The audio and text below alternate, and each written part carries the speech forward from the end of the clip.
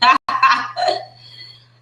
one of the things I love about Blab is that when people miss it, it's not locked into a time window like Periscope. Periscope is cool for instant things, but it doesn't lock you in a 24-hour window. That if you don't get an opportunity to look at it until the end of the week, it's okay because it's still there. So that's one of the things I absolutely love about this particular site. But yeah, he did a great job. I locked myself in my office for about an hour today and just listened to it. And I was in there cracking up as he was reading you guys' comments and everything. It was good. It was really good. I really enjoyed it. So we definitely have to have him come back. I know on Wednesdays he is in leadership classes.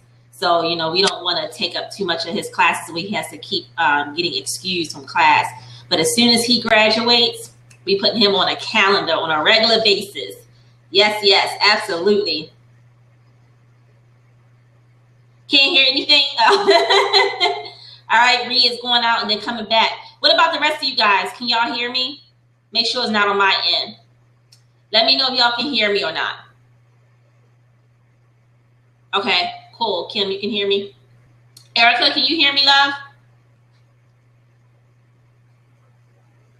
Did we lose Erica? Miss Diva, did I lose you? Maybe she can't hear me. Kim, you the only one that can hear me?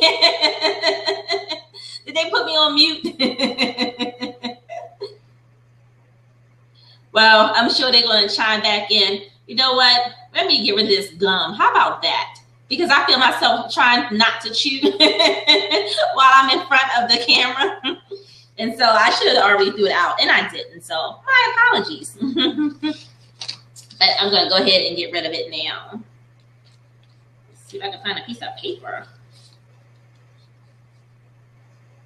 I know, right? Don't want to choke. Okay, you up now? What did I miss? Me throwing out my gum. I found myself trying not to chew it while I'm on camera. So I found a piece of paper.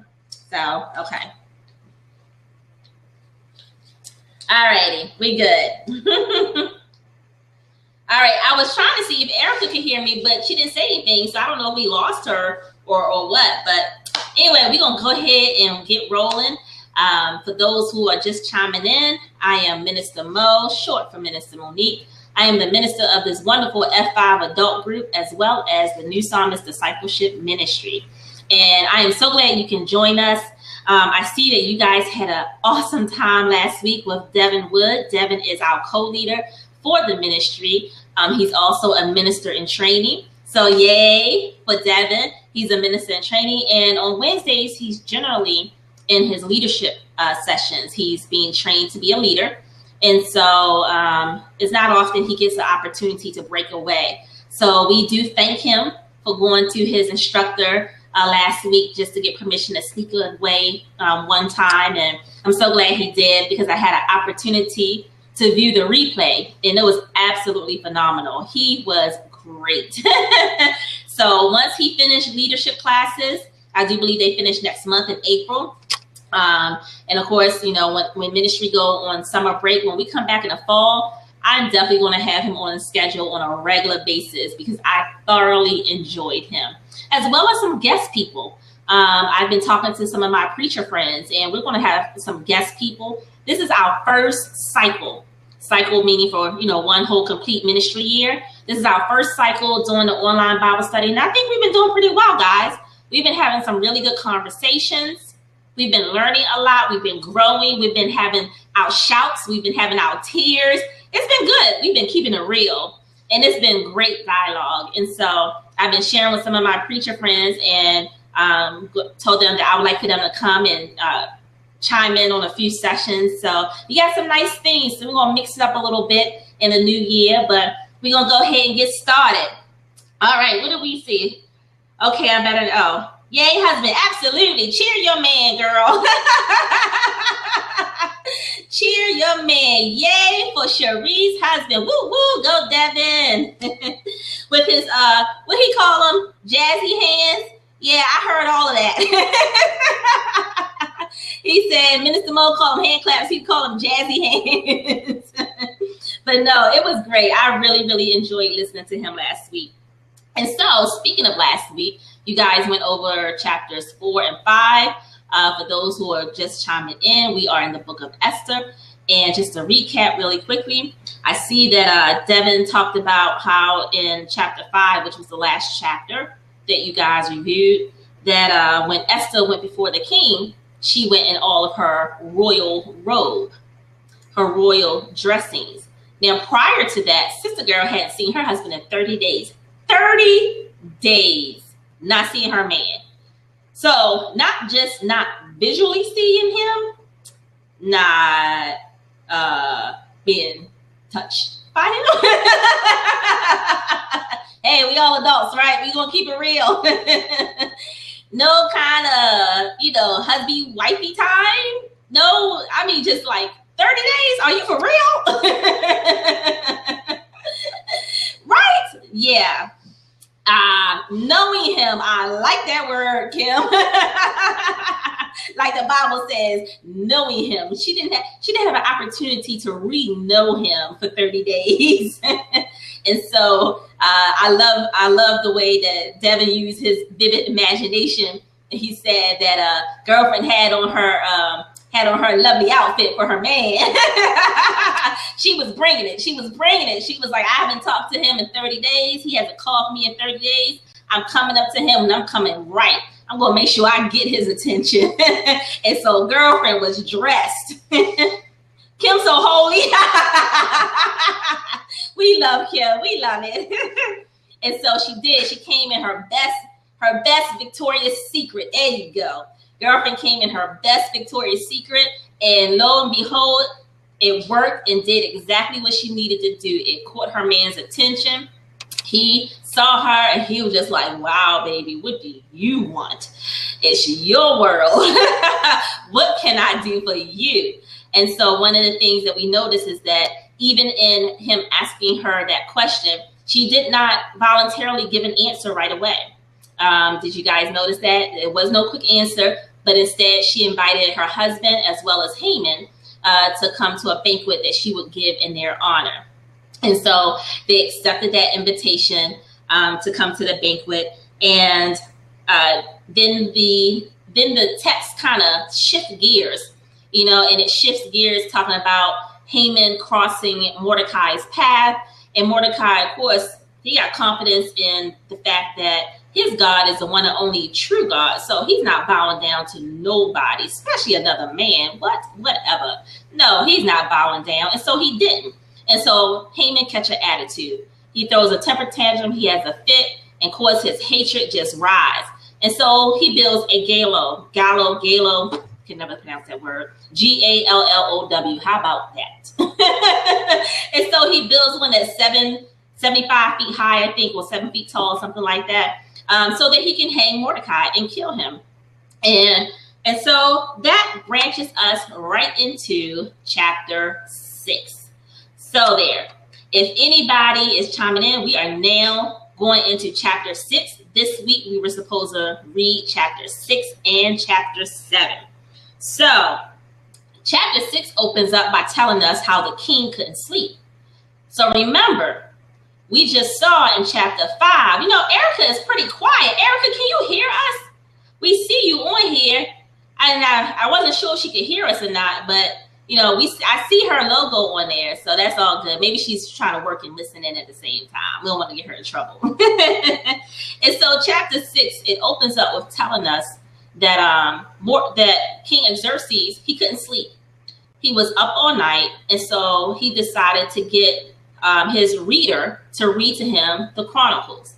Well, what he didn't realize what was going on was outside of his window, Haman, she said she's online. She's on her phone. Oh, she can hear. Okay. Watching from her phone. Okay, cool. Cool beans, man. All right, so outside of the window, what the king didn't realize is that his chief person, Haman, is building a trap for someone that he is about to find favor in. And so the reason why the king could not sleep is actually because Haman is making a lot of noise. So sometimes when your enemies are trying to set up a trap for you, they make so much noise that they are exposed for the mess that they're trying to make. Hello in here. If you're going to try to do dirt, you need to keep it a little quiet. Now, yes, absolutely. And that's what happened. He's out there hammering away, building, and that is exactly why the king couldn't sleep, because he heard all the construction, all the noise out there. So the king gets up. He tells his reader, you know what? Bring me the Chronicles. Read them to me. Pretty much layman terms, 21st century, read me a bedtime story. And so his reader starts reading to him the Chronicles and the King's Scrolls, and lo and behold, he reads about Mordecai.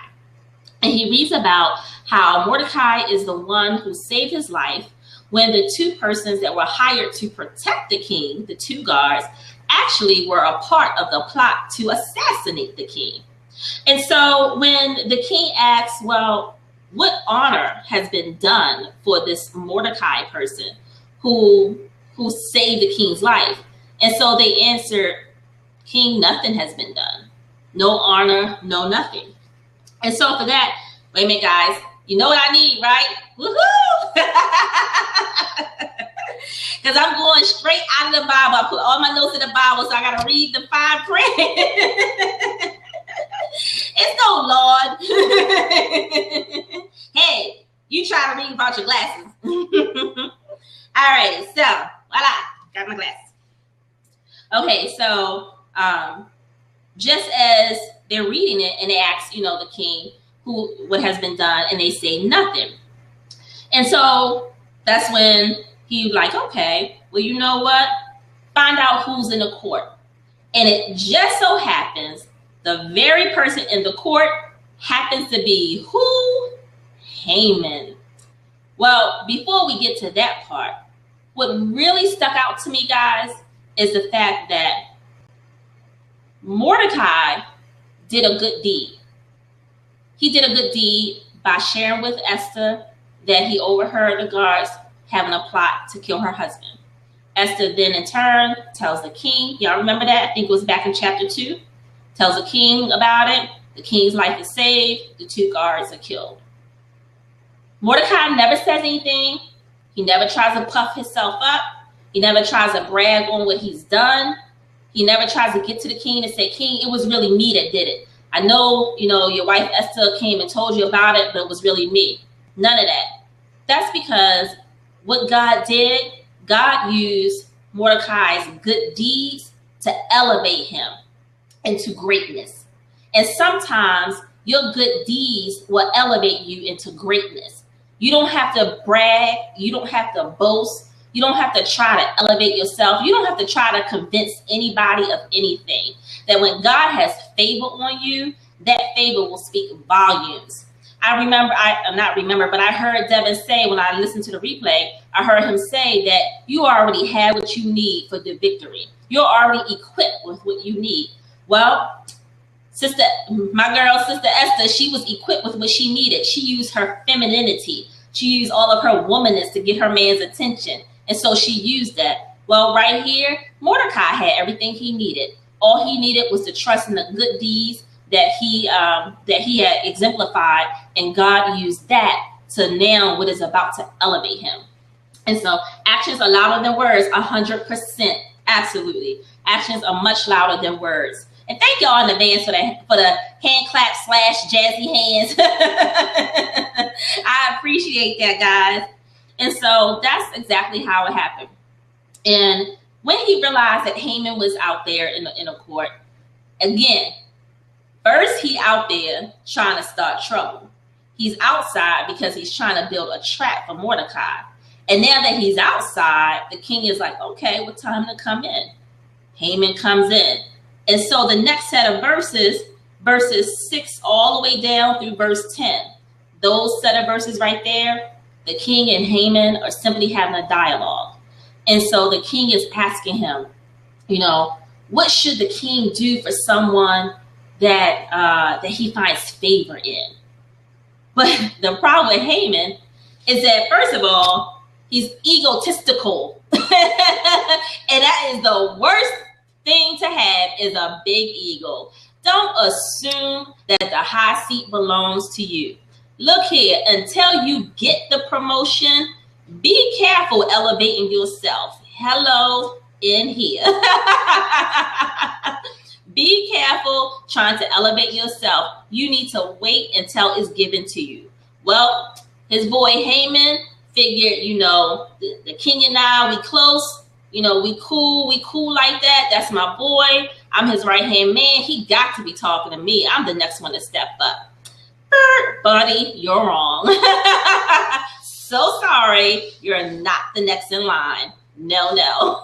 No, Shirley Caesar was not singing about you. You're not next in line. So sorry. So anyway, see, this is what happened when I miss you guys. And so anyway, Haman, he just starts, kind of going off about all the things that the king should do for this person that the king admires, that he should get one of the robes, the royal clothing, so that this person can wear it, get one of the king's finest horses so that he can ride it, make sure he wears the ring with the crescent, the king's crescent on there, so that all the people in the town would know, oh, Haman is laying it down. In other words, he's like, yes, it's my opportunity to get what I want. Well, first of all, you ain't pay attention because he didn't say you. But he is just like throwing down the list. I want it all. And so his bubble gets bust when the king says, that's a good idea. Go get Mordecai. Can you imagine that on your job or anywhere in your workplace? You just know you got the position. You just know you the next one to get that promotion. You just know you the next one in line. And then you happen to be talking to the manager or the head honcho who makes the hiring decisions. And you just like, yeah, because, I think the next person should be able to do this. And what you pretty much doing is kind of rolling out your own resume. Yeah, I think the next person that's promoted should be able to type 50 words a minute, should be able to do this, should know Excel, should know PowerPoint, should be good with presentations, should this, that, because you just feel like you just got that in the bag. And then the manager look at you and say, you know what? I'm so glad you said that because I've been thinking about John and I think he will be the right person. Talk about bust your bubble and shut you up. From Erica, Haman got the tight face. Yes, he did. Yes, he did. He got the tight face for real. Absolutely. So Haman realized, okay, his ego shut him down. But what I wrote on here is that the revelation is that the enemy was being used as a footstool for Mordecai. The enemy, who's Haman is his enemy, was being used as a footstool for Mordecai. Y'all know that text in the book of Psalms where David talks about, and my enemies will be my footstool. That's this right here, shown in black and white, is that the enemy tried to dig a hole, tried to dig a trap for Mordecai, but instead the enemy was used to do nothing but elevate him to the point that he's going to have the crescent of the king upon his life, which means nobody can touch him. God is bad. When he elevates you, he elevates you. And so Haman elevated Mordecai without even knowing it. But see, this is how things come back to you. And this is why you got to be careful when you're trying to dig a ditch for somebody. And I know that Devin talked about that last week too. Be careful trying to dig ditches for people because the hole or the trap that you're trying to set for somebody else just may be to your own demise. So be careful how you treat people because that thing called a boomerang will surely come back around. And see, remember, Haman purposefully did not mention Mordecai's name when he originally talked to the king. You remember that? I know y'all remember that. As a matter of fact, it says right here in my notes when I did some research, it's an irony that Haman withheld from the king the identity of certain people. Remember back in the first 2 chapters when Haman talked about certain people not honoring him, not bowing down to him? When it wasn't certain people, he just mad because Mordecai wouldn't bow to his feet.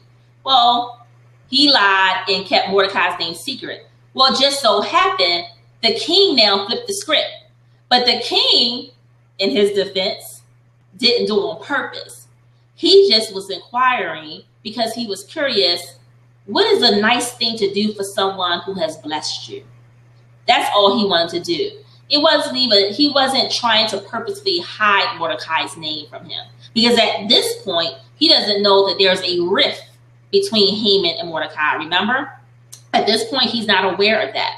So he wasn't purposely trying to keep Mordecai's name a secret. But it just so happened, God just set it up that way. Because that's just how good God is. So God just set it up.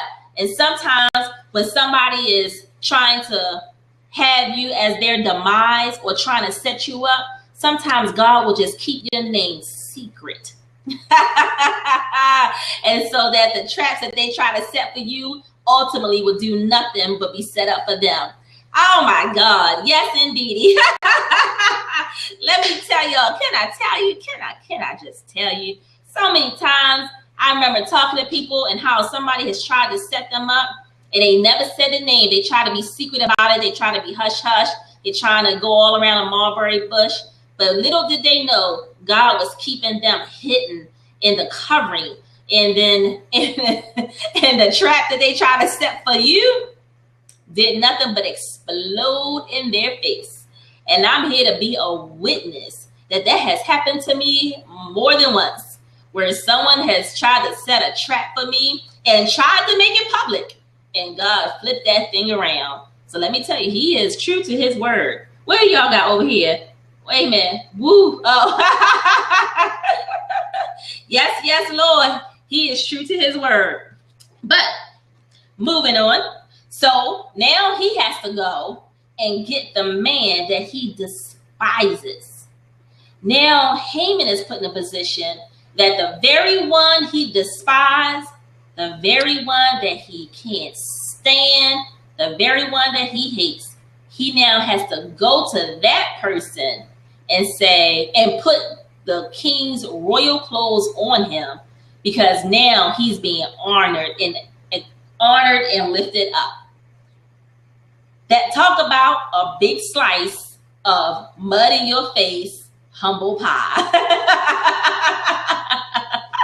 That now you got to eat your words and put your tail between your legs, as my grandmama would say. And now you got to have a big old slice of muddy, humble pie and go to the very one you tried to set up. Go to the very one you tried to get killed. And now you have to help to exalt him. That's just like life, isn't it? Sounds like the 21st century, don't it, y'all? That the very ones who try to set you up, the very ones who talk about you on a job, the very ones who give you shade, the very ones that give you the side eye are the same folk that come to you because they need help. Can you help me with this? Can you help me with that? They are the very ones. That's why you got to be careful how you treat people, because you never know when the tide is going to turn around and you got to come back and ask for help. Hello. Sure, all the time. Absolutely. Thank y'all for the hand claps. I appreciate it. Okay, so he goes and gets him. And so Haman, at this point, he's pissed. He is livid. He's hot. And so what he does, he go home with a temper tantrum, and now his wife and his servants are talking to him, trying to fill his head. Now, I know y'all talked about last week, I believe it was in chapter 4, that his wife gave him bad advice. Well, guess what? Girlfriend haven't learned her lesson. She's still giving bad advice. But a bad apple and a bad apple together just don't have a good mix. She's probably no good because her husband is no good. But anyway, but yes, so his wife, Zeresh, Zeresh, Zeresh starts giving him advice. His advisor starts giving him advice. about the downfall of Mordecai and how now things have turned around and how they cannot stand against him, because if he did, that he would surely die, because now the king has honored him. But almost as if to say, well, you can't mess with him, but that doesn't have anything to do with the fact that we could still go after the other Jews. See how shifty people are? Shifty, shifty, shifty. Mama always said, be careful who you hang with, I tell you. But before they can get to him, before they can convince him of anything, we see that the king sends for him again, because remember, when they go to the first banquet that Queen Esther has for them, she invited them to a second banquet. So remember, there are going to be 2 banquets. So the first one we already saw about in chapter 5 that she invited them to, remember? So now it's time to go to the banquet. Mama knows our friends before we know. Absolutely. You got that right. Mama sure does. And you know the problem. The problem is that we don't listen to Mama when we should. We always gotta learn things the hard way. Woo, Jesus. Thank God for getting past those years. Lord knows. And so the king and Haman, they go to dine with Queen Esther. So they go in to eat with the queen. Now, mind you, during this time, the queen doesn't even realize that Mordecai is being honored. The text doesn't show us that they've had any conversation. So she's still moving forward with her plans to do whatever she can do to help her people. And of course, her people would include Mordecai. And so what she didn't realize is that Haman built the gallows to hang Mordecai. But God, of course, as we know, flipped the script. But she didn't know any of this was going on. So she moves forward with the banquet for the 2 of them. And the king asks her once again, what is your petition? And of course, she waits until they're drinking wine. And I know that last week you guys saw in chapter 4 that the king liked to party. He likes to drink a lot of wine. And so that's exactly what he did. He drank and he drank. And so the queen, she was no fool. Esther was no fool or no dummy by a long shot. Girlfriend knew the right moment. And so she waited until her husband was what we call feeling nice. He wasn't skunky drunk, but boyfriend was feeling nice. So she waited until he had that good buzz going on. And then when he asked again, that's when she told him, and that's when she answered, that if she find favor on him, on the cusp. I know that's right. And so that's when she told him that basically, and it begins in verse number 4, chapter 7. That's where we are in verse number 4. That's when she says to him, if it was that we are coming as slaves, I would understand. If we were coming as men and women who were slaves, because remember, back in this time, in the biblical time, just like in our African-American history, during the biblical times, it was normal to have slaves. It was not abnormal. Now, abnormality kicks in when you treat them terrible. But as far as just the reality of how it was normal to have slaves in service. Be it as it may, don't like the idea, can't stand the thought, turns my stomach. But be it as it may, that is the biblical history, and that is our history as an African-American people, is that in their eyes, it was normal. And so that's why she makes that statement, that it would be different if we were being called into slavery as just regular men and women, because at that point, it would be no need to bother the king, because it would be a normal part of life for them. However, as she says in here, we're being called to be slaughtered, to be annihilated, basically to be wiped out. And so what I put here in my notes, it says that the afflictions of the Jews would be less injurious to the king if they were simply slaves, which goes to my point. It would be less less, I guess, heartbreaking to the king if they were simply slaves. And Esther would not trouble him because it wouldn't be an issue. It just wouldn't, because that would be normal. But because it was much deeper than that, because it was about trying to actually kill a whole bloodline. He wanted to kill all the Jews, remember? It wasn't just one person. It wasn't just the fact that he was mad at Mordecai, but his anger at Mordecai, we're talking about Haman, his anger at Mordecai simply allowed his rage to grow so much that he wanted to literally wipe out an entire culture of people. And so that's what she says. But then the King Xerxes asks his wife, well, who is he? You know, who is this person? And so pretty much she points him out right there. That's your boy, Haman. He's the one. But I like what she said, the vile Haman. In other words, the disgusting, vile Haman. That's the adversary. And so when he says that, one of the things I love about King Xerxes, he didn't question it. He didn't want to hear Haman's side of the story. He didn't ask, you know, well, is this true? What is it? That bum over there. I know that's right. That bum over there, he's the one. But did you guys catch that? How he did not ask any questions? The king. I don't know if y'all noticed that or not. He didn't ask any questions whatsoever. Why do you think that is? Because remember, we're talking about the biblical days where the women didn't really have a voice, where the women really didn't have any power. And for a woman to accuse a man during this time in history, to accuse a man of murder or trying to murder someone, she could be stoned. You know, she would be brought before a court. I mean, all Haman would have to do at that point is be like, King, she's lying.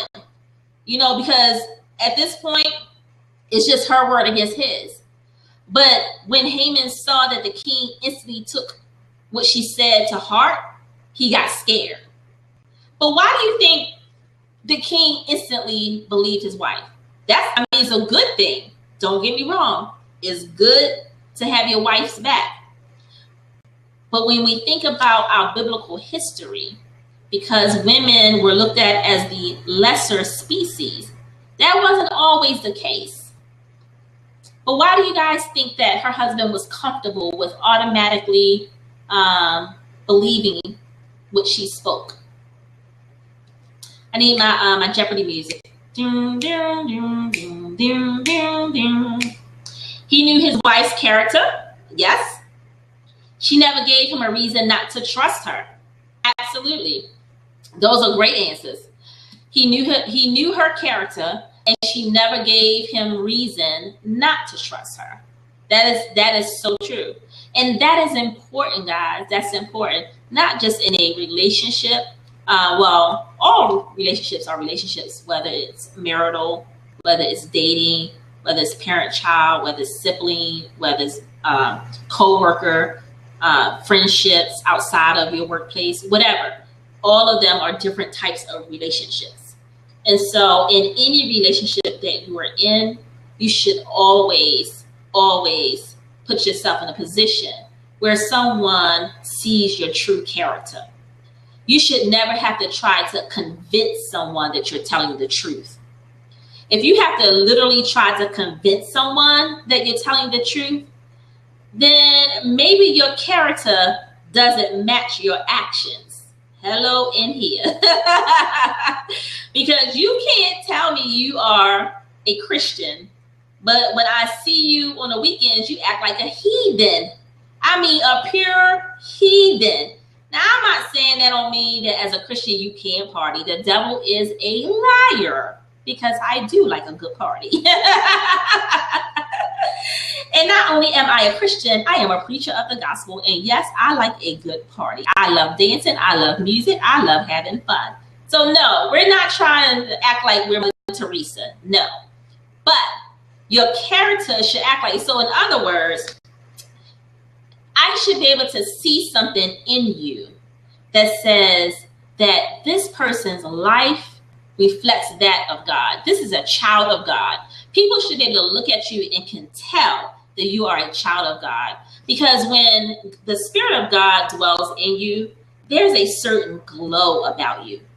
It is. It's a certain glow about you that you can't explain. You really can't explain. And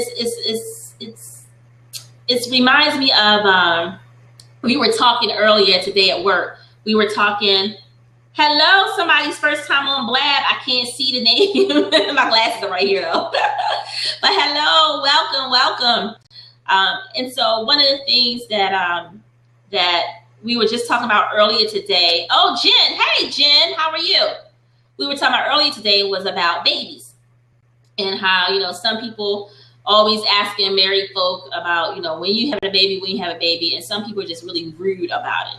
And they, don't understand the sensitivity of that conversation. And, they really should think twice before they constantly are asking people.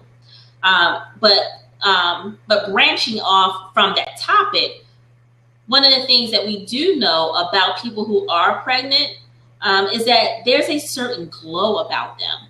Even before the pregnancy is revealed, before the mother's stomach starts growing, even before you can see the stomach, before it's revealed physically, you can look at her and be like, there's something different about her. It's a glow that she has. It's an inner glow that's coming out. Well, that's just like a Christian or a child of God, that when you have a real relationship with God, when you have a true foundation in the Word of God, there's a glow about you that sets you apart from any other person. And so that's, as a matter of fact, there's a class that I'm taking on Mondays, and that's one of the things that we learn about sanctification. Being sanctified means to be set apart. And so we are, as Christians, we are set apart. So anyway, yes, I do like those answers. And I do believe her husband knew her character. And he knew that she was one who believed in God. I believe that her husband saw her pray and watched her pray. Not that he knew she was fasting for this situation, but you can't tell me that you're married to someone and they've never known that you pray. I mean, come on now. It's no way. Whether he overheard her when he walked past her room or her quarters, whether he saw her out in the courtyard and saw her doing in a meditation or something, but there's no way you can be married to someone and not know that that person has a prayer life.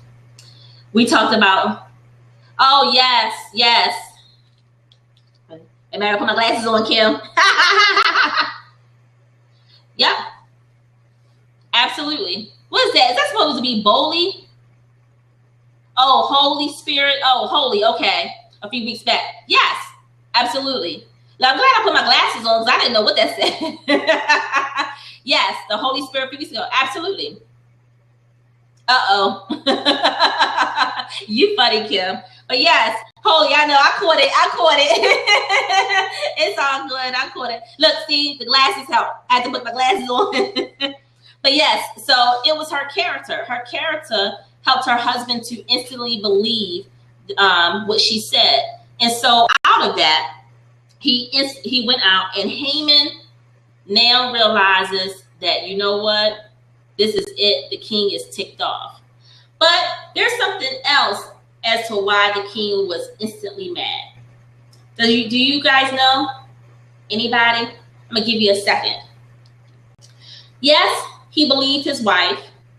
She had never shown, and I'm sorry, Jen, we are in the book of Esther. I'm sorry. Yes, we are in the book of Esther, and we are in chapter 7, and we are down at verses 5 through 8. We're down at verses 5 through 8. And so we, just to recap really quickly for you and anyone else that just jumped in with you, Jen, we were kind of dialoguing. I posed a question. Why is it that we think that King Xerxes immediately believed Esther when she's told him that Haman is the one that's trying to kill off her people? Because remember, during the biblical days, women didn't have a voice. Women were looked at as the lesser species. And so there had to have been something special about her for her husband to instantly believe her, that here she is trying to say that this man who's supposed to be the dominant culture, the dominant gender, that this man is a murderer. But he did. And so as we were dialoguing, we said it's because he knew his wife's character, and she never gave him reason to distrust him. And so we were talking about the value of people being able to trust you. But there was another reason. There's another reason that's hidden in the text as to why King Xerxes would believe Esther. Let's see. His wife withheld her identity from him, probably thought to himself, why didn't she tell me? I could have prevented Haman from issuing the decree. Yes, I think that's a good guess, that he probably did think that. I think that would be normal for anybody in a relationship. Like, babe, why you didn't just trust me enough to just tell me, that who you are, that you are a Jew, or you are, I don't know, wherever you come from, Australia. Just trust me enough to love you beyond the fact of who you are, or where you come from, I should say, to love you beyond where you come from. So that's good. That's good. But what else? There's something. Give me one more try, somebody. There's something that's kind of hidden in the text, and we already went over it. It's hidden in the text. Why do you think, besides the fact that Esther is a great woman, she has shown herself to be flawless before the king, she has not given her husband any reason to distrust her. She has a great character. She's humble. She's poised. She's everything right in a wife during this era. Everything right. But there's something else. One more thing that would cause King Xerxes to believe Esther when she points out Haman as the vicious, vile person that's trying to kill and slaughter her people. And her people, of course, would include Mordecai, because now at this point, she's revealing that she's Jewish. Why do you think? Oh, I can feel the wheels turning, guys. Why do you think would be another reason? Come on, guys. I know you read this, and I know you guys been excited about the book of Esther, and I know those wheels are turning. What is another reason you think that that Xerxes would instantly believe Esther? I'll give you a hint. It's something that we saw in chapter 6. It's something that was revealed in chapter 6.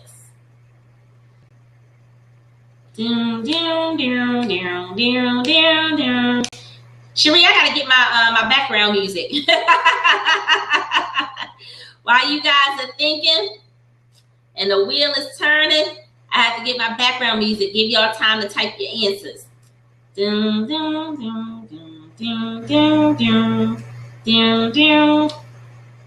Erica, what you think, girlie?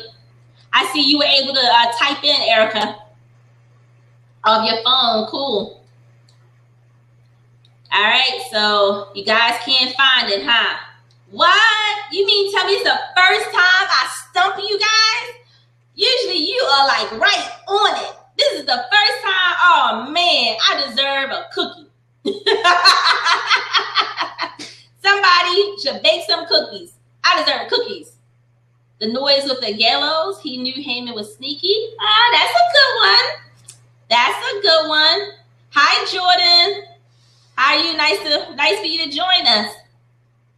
That was a good guess, Kim. That was good. And a part of him probably might have known he was sneaky when he couldn't sleep. I think those are great. I think those are excellent guesses. Excellent. And I think that very well could have played a part in it. I believe that somewhere in his subconscious, he's probably like, what is Haman up to? He's out there making a whole lot of noise. Why is he building a gallows, which we normally use to hang people? What's really going on? So yeah, I think those are good answers. Absolutely. Absolutely. However, I want to share something that I found out. I found out that another reason is because he was trying to kill someone that the king has now found favor in. Yep, and I found this in my research. I love digging into scripture, y'all. I do. I just love digging into the text. Yes, it does something for me. I don't know. It does something for me. But once the king honors someone, once the king sees that someone is admirable, that they have which is why he was given not only the robe, not only the king's finest horse, not only the ring with the king's crescent, but he's now being held by the king in high regard. And so remember that the reader just finished back in chapter 6 reading the Chronicles about Mordecai. So now you have someone that the king just read about, and the king remembers the incident because he remembered putting the order out to have those 2 guards killed. He remembers someone saving his life. He remembers all that. So he's now reflecting on the good deeds that Mordecai has done, and he's never heard anything ill of Mordecai. And now he's hearing that this person wants to kill him, and not just kill him, but kill his entire bloodline by slaughtering the entire line of the Jews. Well, when your character, and this kind of goes to what you guys said about Esther, when your character does not line up with the lies that people are trying to tell on you, then your character will always show forth. When somebody is trying to stab you in the back, when somebody is trying to kill who you are, trying to lie about you, lie on you, lie to you, and trying to discredit you in front of other people, because you are of good character, and because God has already revealed the good things that you do and the good deeds that you've done, then the two won't match up. So that's why you should always be careful in how you portray yourself in front of man. Man meaning plural, men and women. You should always be careful in how you portray yourself in front of people. So that way they can see the real you. So if anyone ever tries to spread something that's false, you know, wait a minute, those two do not match. And so that's what happened. That's another piece as to what happened. That as soon as Esther said that, if you notice what happened, it says right here, the king got up in a rage, left his wine, and went out into the garden. He instantly left. Now, it doesn't say in the text anything else about the king until he comes back in the room. But right here, it says he instantly left. Well, when you dig a little deeper and go behind the text in exegete, a little word that we learned in ministry training school, but if you exegete the text, meaning that you extract out and kind of get into the head of the writer, what the king was possibly doing when he got up in a rage is probably like, you know, when you hear something for the first time and it kind of throws you off, you kind of get up like, no, this can't be true. No, somebody lying. No. That's the kind of reaction where the king is like, no, wait a minute, I need some air. I hear what you're saying, but wait a minute, the two don't add up. 1 + 1 is not equaling 2 right now. And so he gets up and he goes into the garden. And I believe that he's going over all of that because now he's trying to say, well, wait a minute. Here's Haman, this man who's supposed to be my right-hand man, my guard. And you're trying to tell me not only is he trying to kill the whole line of Jews, but he's trying to kill a man who saved my life and who has always been loyal to the king and to the crown, who has never found fault. We've never found fault in him. And now I find out my wife is a part of that bloodline and you trying to kill them all. Whoa, wait a minute. This not sitting right with a brother. So boyfriend had to get up and get some fresh air. And so that's one of the things that I love about digging into a text. Because sometimes in the pages, it doesn't necessarily reveal that. But we know that these were human beings. And in life, you do react certain kind of ways. So it's not impossible to believe that he felt that way. The text just doesn't reveal what happens. Instead, the text stays on Esther and Haman. So now the king leaves out. The two of them are left alone. And what is Haman doing? The brother is now begging. He is now begging for his life to be spared. I tell you, be careful burning bridges, y'all, because you just never know when you need to cross back over that bridge. Amen on that one. Be careful. Don't burn your bridges. Yes, Lord. And so we find that he is trying to beg Esther, please forgive me. Please don't let the king kill me. Please forgive me. But then what does this fool do? This fool, the queen is on the recliner. And when the king walks back in, what position is he in? But falls on the chair where Esther is laying down. So it looks like he now trying to take advantage of the king's wife. Boy, you just digging that hole deeper for yourself. You are just digging that hole deep. So this fool is on top of Esther. And so now the king done seen it all. First, you a murderer.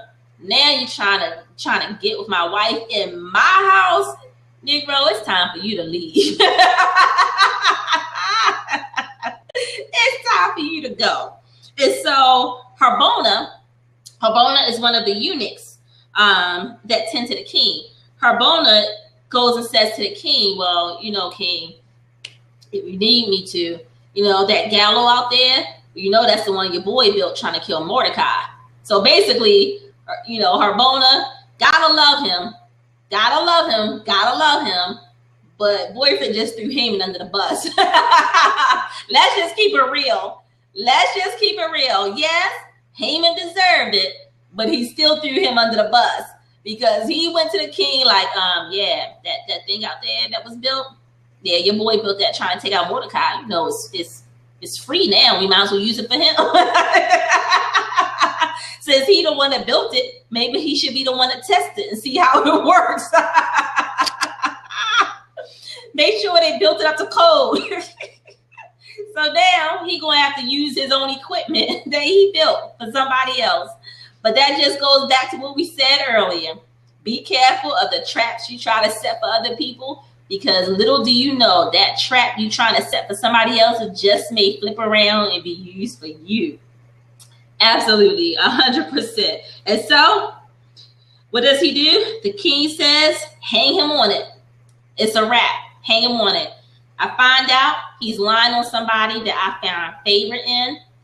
I find out that he's trying to take out not only this man, but also my wife, who's a part of this Jewish heritage. And now I see him on top of my wife like he's attacking her. And he secretly is trying to build this gallows to hang this innocent man. Yeah, he's got to go. And so chapter 7 ends with Haman's demise. And Haman gets hung. So guys, that's it for the night. We finished on time. Yes. Thank y'all so much for the hand claps. And so look at that. I know, right? I'm so glad. I was being good today. And so guys, basically the moral of these two chapters put together, we've heard it spoken tonight over and over again.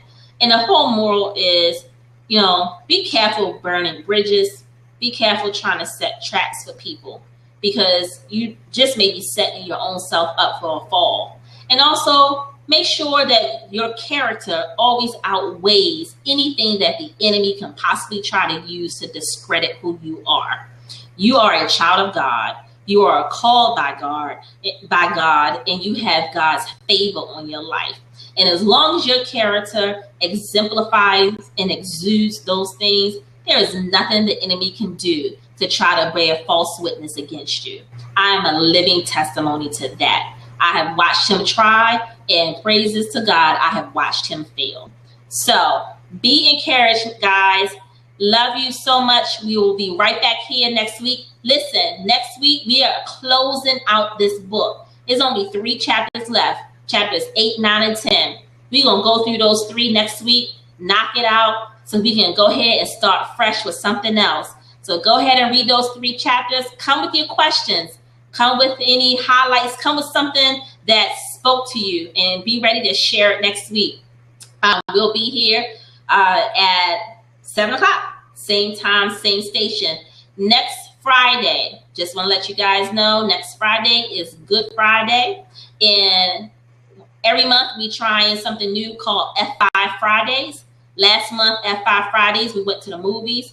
Well, this month, we're going to be a part of our church family. And so this month, we're going to be with our church at 12 noon for Good Friday service.